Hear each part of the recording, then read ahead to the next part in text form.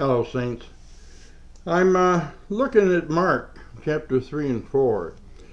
Something out of the Sabbath school lesson that we had this past week. It was really pretty good. Some of you may be taking the lesson, some of you may not. And I think this particular approach, if anybody knows me, you probably didn't discuss it much in class.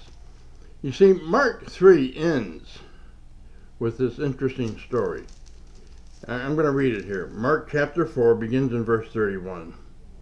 And his mother, Jesus' mother, and his brothers arrived, and standing outside, they sent word to him, and called him. And a multitude was sitting around him, and they said to him, "Oh, behold, your mother and your brothers are outside looking for you."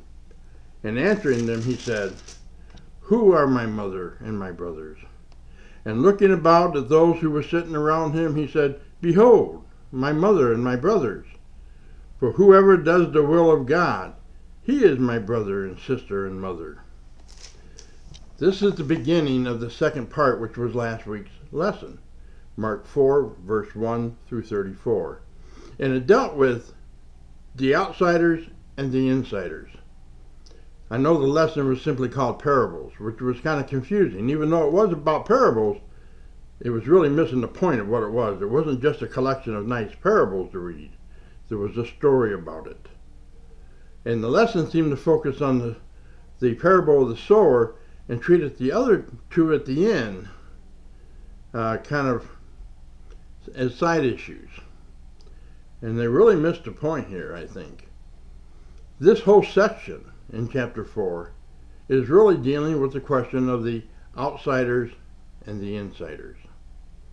And when I looked at the parable, for instance here, this is the classic place for it, Jesus gives the parable of the sowers, and that's to the group, and when he's talking to the group, he says, "Listen, hear what I'm saying." Kind of like back in the Deuteronomy chapter 6, the part we call the Shema. Listen with purpose, listen with intent.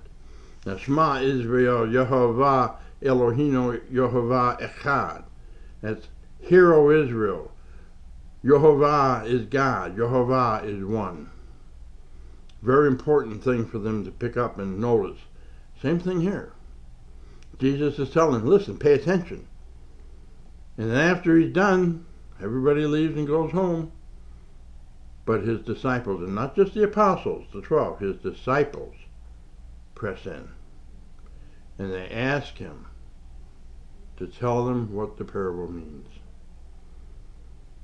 This is the difference between the outsiders and the insiders. Not that the insiders are better, but that the insiders are asking questions. The insiders are pressing in. When you are in a position with Jesus and learning from scriptures about who he is, our Savior, the one who died for us, press in, ask questions. Just don't hear the stories and back away. Those who press in get the goods. They get the understanding. He doesn't say to those on the inside, hear, because they already heard, and now they're pressing in. Next time, we're going to deal with a little bit more about just what it is that Jesus is doing. Blessings.